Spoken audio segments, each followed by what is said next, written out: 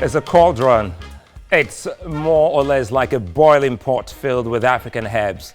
Nigeria's National Assembly passes a vote of confidence on its leadership, a vote of no confidence on the Inspector General of Police, and saying to President Buhari to act now on a number of issues, else an impeachment.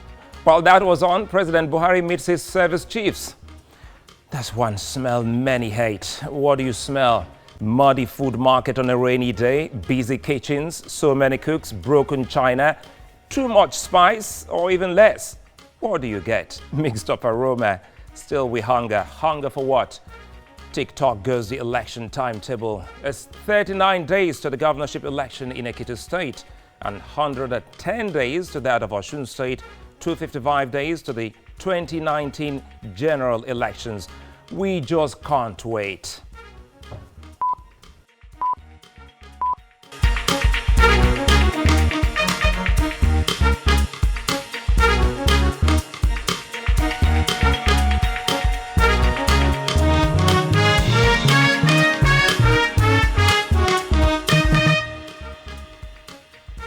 Well, this political stew on Television Continental. I'm Sulaiman Alede. Welcome in our kitchen today. We will be looking at what's cooking in many political kitchens in Nigeria. Blink not, else you'll be missing something in Nigeria's politics and national development. You can also watch us live online on the go at tvcnews.tv/live.streaming. We're live on YouTube, TVC News Nigeria Live. You can also watch us live on Facebook. Now, a whole lot is happening. Perhaps we should take a look at the election timetable in Ekiti State that is just so close to the big moment. And quite a number of issues happening as INEC has reeled out its timetable. We'll bring you all up to speed on the program, so they get to understand what exactly is happening for that election in Ekiti State. And for many, they're waiting to see how the electoral umpire goes about doing this. It is the last day for the submission of nomination forms by political parties by 13th of June. And thereafter, quite a number of other issues you'll be seeing leading up to that big moment, and it is the publication of the final list of nominated candidates that will be coming on the 14th of June. And publication of notice of poll that's coming on the 30th of June also this year.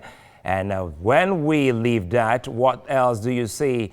You'll be getting to see the submission of names of party agents for the election to the resident electoral commissioner on the same date. That's 30th of June in the year 2018.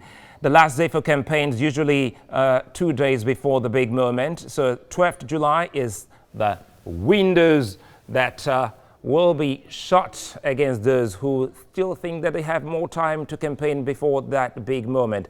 14th of June is the big day. They call the D-Day. And our studios will be live here on Television Continental. The kitchen will be open. Quite a lot of people will be cooking and seeing what exactly we'll be bringing you from the state of Ekiti. But again, if you look at what is happening here, we have a whole lot happening in the Nigerian political space. Just a few hours ago, we spoke to quite a number of persons on these issues. And it has to do with the meeting that we have seen with the president. But before then, don't forget that we've seen some back and forth movement with the National Assembly. And they did meet, and there's going to be a joint session. But before then, they reeled out so many other things that they have said. Look, it's a vote of no confidence for the chief security officer of the country, and that's the Inspector General of Police. But they did say a vote of confidence for their own Speaker Dogara, as well as Senate President Bukola Saraki. But these are some of the things we'll be looking at. But we have that acronym, the NPDP. Once we thought they have actually metamorphosed into the APC, but there again, you heard them, they're speaking. And earlier on, I spoke with one of their own. But when we come back, we'll look at what exactly is playing out in Nigeria's political space right here from our political kitchen. Stay with us. Welcome to Political Stew here on TVC. And Nigeria's democratic cauldron Recall it was Democracy Day just on May 29th last week. Since then till now, we have witnessed a fireball. That's just within 1 week. Nothing ever stays the same, some say, but it's not for us to highlight all that. Good cook, bad cook, the country's democracy isn't stagnant. The fire from the stove has ensured a timeless bubble. Just when you try to savor the aroma, an unknown ingredient is introduced into the spewing, big pot, whether it is going to spew or emit some foul smell. Other times it does make it tastier. The good thing is that the pot is still on the fire. What we don't know is what's cooking, just so we know it's cooking time. Well, today we try to open the lid just a little bit, and perhaps maybe we can even throw the lid away and smell what's cooking.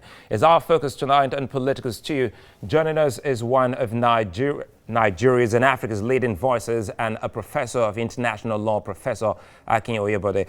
Good to have you join us this evening. I'm so excited to officially welcome you. Well, you've just retired. Well, 6 months ago. 6 months ago? Yes.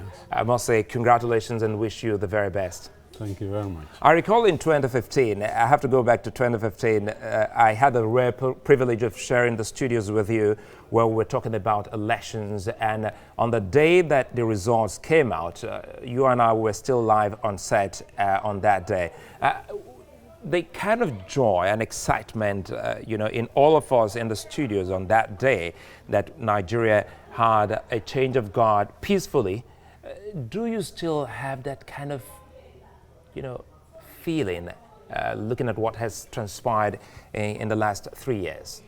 Well, 3 years down the line, I think there's a sense of tremendous disappointment.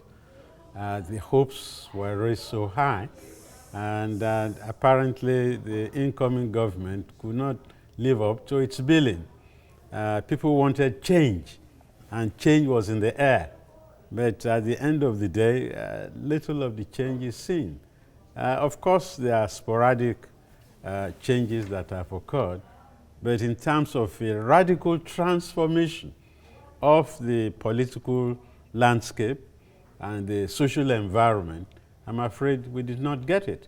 The more things change, the more they remain the same, as Alphonse Kerr once observed. But having said that, you remember in 2015, we recall that Ghana had done it 3 times. Absolutely. And Nigeria was having that experience for the first time. But in hindsight now, I might say that President Jonathan and his confederates lost the election rather than saying that President Buhari won. So people were really disenchanted with the PDP arrangement and the amount of corruption and the lack of cohesion within the political class. Everybody was fighting to corner as much of the surplus value in Nigeria for itself, not thinking of the larger picture of the interests of the ordinary person. We'll come back to the interests of the ordinary person, and again, we'll also talk about the cohesion which you mentioned. Perhaps let's take it from there. Leading up to the 2015 election, we had seen, some kind of alliance, or alliances from some other political parties and political interests coming up together to, pitch tent with the APC. Now, these same people, to start with, have started talking. But again, let's look at the congresses of the APC. For the very first time in the history of Lagos and its ruling party, we're getting to hear the sentiment in its Congress. Perhaps you should tell us what you think is happening. Is it some kind of awareness or, or a case of someone losing grip with the reality that a democratic system places on the people? I think we have to start from the beginning. The APC, in my view, was an agglomeration of forces, CPC, AD, what have you. The APC did not strike me as an organic political group. It was more synthetic. And that is why I'm not surprised at things falling apart amongst the ranks of the parties that came to cohere into the APC. I think the Nigerian political class, whether it's the APC or the PDP, they are really self-seekers and self-servers and not really coming together to pursue a program or what you call a manifesto, or better still, a social covenant with the people. Because democracy is about choice or choices. People must have a feeling that they can choose those that will govern them. I agree, of course, that every man has a right to go to heaven the way he wants. But at the end of the day, there should be certain commonality of interests that should dictate the political arrangement foisted on the people.